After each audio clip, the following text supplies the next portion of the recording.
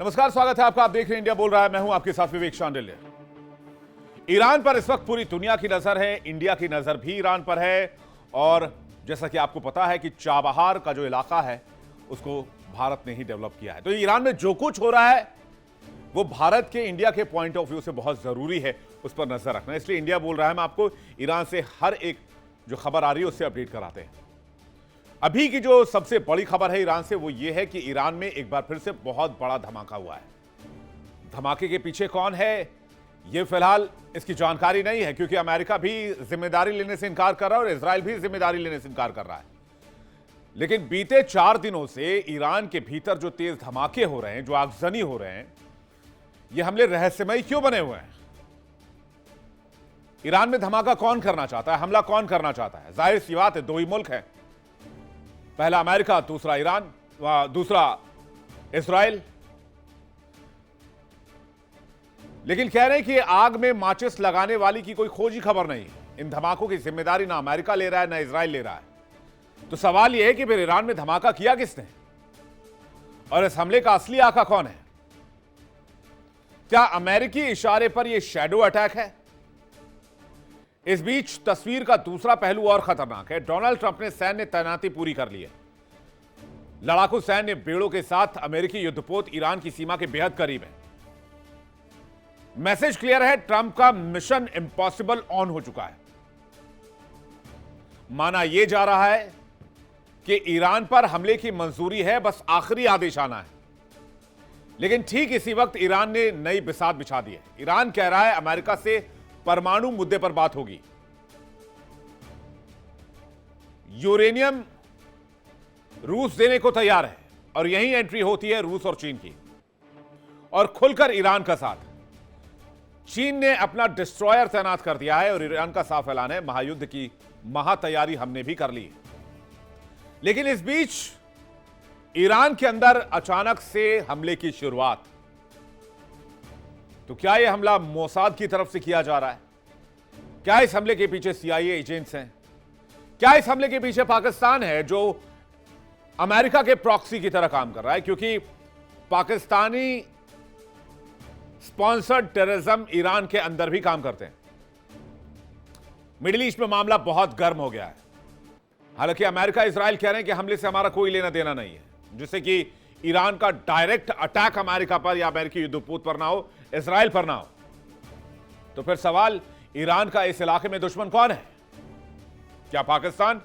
Pakistan Iran में दुश्मनी बहुत लंबे समय से चली आ रही है। ईरान और सऊदी में दुश्मनी है। जहां असली खेल कौन कर रहा है? क्या पर्दे के पीछे से अमेरिका यह खेल खेल रहा है? बड़ी चर्चा और इसके साथ साथ इन धमाकों की पूरी जानकारी डिटेल से इंडिया बोल रहा है। बीते 4 दिनों से ईरान की धरती कांप रही है। तेज धमाके, आगजनी, रहस्यमयी हमले। लेकिन कहानी का सबसे खतरनाक हिस्सा यह है कि इन धमाकों की जिम्मेदारी ना अमेरिका ले रहा है, ना इजराइल ले रहा है, और ना ही ईरान का कोई और दुश्मन। तो सवाल यह है कि अगर हमला अमेरिका ने नहीं किया, इजराइल ने नहीं किया, तो ईरान पर हमले कर कौन रहा है? या फिर पर्दे के पीछे से अमेरिका ही पूरा खेल खेल रहा है? क्या अमेरिका के इशारे पर हमले हो रहे हैं, जिससे कि सांप भी मर जाए और लाठी भी ना टूटे? ईरान की राजधानी तेहरान के जन्नत बाजार में आज यानी मंगलवार को भीषण आग लग गई। मीडिया रिपोर्ट के मुताबिक ये आग, ये धमाका इतना विकराल था कि इसे दूर से ही देखा जा सकता था। ये देखिए तस्वीरें आपके सामने। अभी तक ये पता नहीं चल पाया है कि यह आग लगी कैसे, यह हमला हुआ कैसे, यह धमाका हुआ कैसे। इससे पहले भी बीते 4 दिन में ईरान के कई शहरों में धमाके हो चुके हैं, कई लोगों की मौत हो चुकी है। तो ईरान में एक तरफ जहां जंग की तैयारी है, वहीं खबरें फैल रही हैं कि अमेरिका कभी भी अटैक कर सकता है, और ऐसे हालात में ईरान के अंदर भयंकर विस्फोट अमेरिका को सवालों के कटघरे में खड़ा करता है, और ये लाजमी भी है। और ठीक इसी वक्त डोनाल्ड ट्रंप का मिशन इम्पॉसिबल भी ऑन हो चुका है। अमेरिका ने सैन्य तैनाती पूरी कर ली है। जंगी बेड़े ईरान की सीमा के करीब पहुंच चुके हैं। ट्रंप का मिशन इम्पॉसिबल क्या है?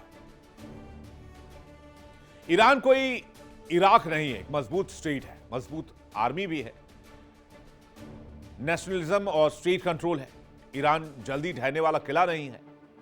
टेरेन भी बहुत मुश्किल है, जैसे अफगानिस्तान में है। पहाड़ हैं, अंडरग्राउंड बेस है, अंडरग्राउंड साइलोज हैं जिसमें मिसाइल छिपाए गए हैं।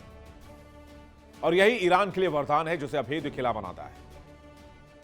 इसके अलावा न्यूक्लियर इंफ्रास्ट्रक्चर है।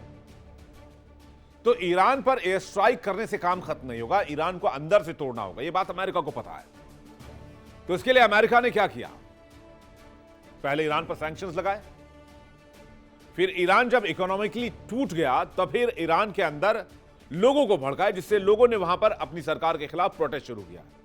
जैसे कि आपने बांग्लादेश में देखा, श्रीलंका में देखा, पाकिस्तान में देखा इमरान खान के खिलाफ। इमरान खान आज तक जेल में है और अब वो अपनी जिंदगी के कुछ आखिरी दिन गुजार रहे हैं जेल के अंदर। वो भी अमेरिका का किया हुआ है, क्योंकि असीम मुनीर और शहबाज शरीफ को बिठाने वाला अमेरिका है। इमरान खान ने एक जलसे में साफ साफ कहा था कि पाकिस्तान अमेरिका का गुलाम बन जाएगा, और आज की तारीख में वही हुआ। और जिसने अमेरिका की बात नहीं मानी वो अमेरिका के गुस्से का शिकार हुआ। जो न्यूक्लियर पावर्ड मुल्क नहीं है, जैसे वेनेजुएला, और अब ईरान की बारी। ईरान पर पहले भी अटैक हो चुका है, इसलिए अब ईरान को अंदर से तोड़ने की तैयारी, और एक के बाद एक धमाके इशारा करते हैं कि इनके पीछे कहीं अमेरिका तो नहीं है। यह सवाल उठता है, क्योंकि जमीन के नीचे बनाई न्यूक्लियर प्रोग्राम पूरी तरह से नष्ट करना अमेरिका के लिए लगभग नामुमकिन है, जब तक वो इसे कंट्रोल ना कर ले। ईरानी मिसाइल रेंज में अमेरिकी बेस है, मिडिल ईस्ट में अमेरिकी बेस सीधे ईरान के निशाने पर हैं। इराक, सीरिया, खाड़ी देशों में यूएस बेस मौजूद है। ईरान पर हमला हुआ तो जवाब सिर्फ ईरान से नहीं आएगा, पूरे रीजन से आएगा। इसके अलावा ईरान की नजर होर्मुज स्ट्रेट पर भी है। होर्मुज स्ट्रेट बंद हुआ तो तेल की कीमतें आसमान पर होंगी, और एक झटके में पूरी दुनिया में ऑयल इंफ्रास्ट्रक्चर ढह जाएगा। नेटो और ईयू ईरान युद्ध को सपोर्ट नहीं करते। ईरान से युद्ध में अमेरिका अकेला पड़ सकता है। ईरान पर हमला, चीन और रूस को खुला मौका मिल जाएगा। चीन और रूस अमेरिका के खिलाफ पहले ही मोर्चा खोल के बैठे हैं, और वॉशिंगटन से जो संकेत मिल रहे हैं वो बेहद साफ है। माना जा रहा है कि ईरान पर हमले की मंजूरी है, अंतिम आदेश का इंतजार है। सवाल अब अगर मगर का नहीं है, कब का बनता जा रहा है।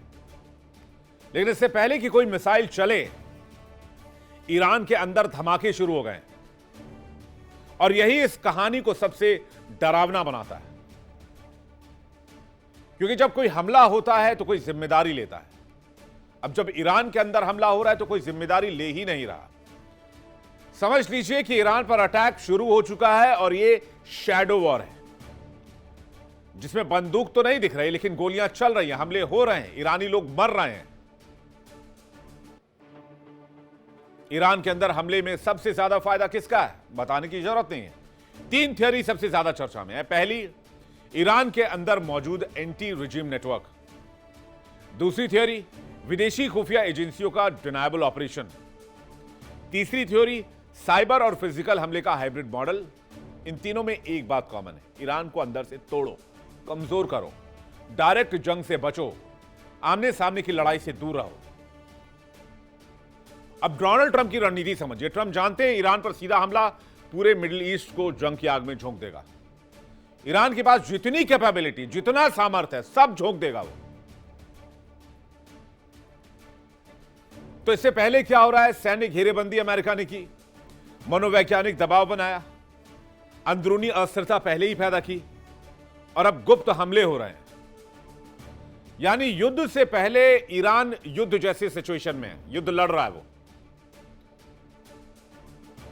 साइकोलॉजिकली वॉर भी लड़ रहा है, अंदर अपने लोगों के खिलाफ भी वहां की सरकार लड़ रही है,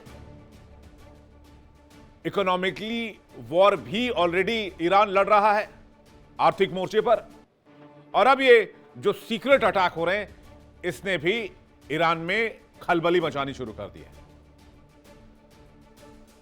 और इस बीच ईरान ने अमेरिका के सामने बातचीत की शर्त रखी है, बातचीत को रेडी हो गया है।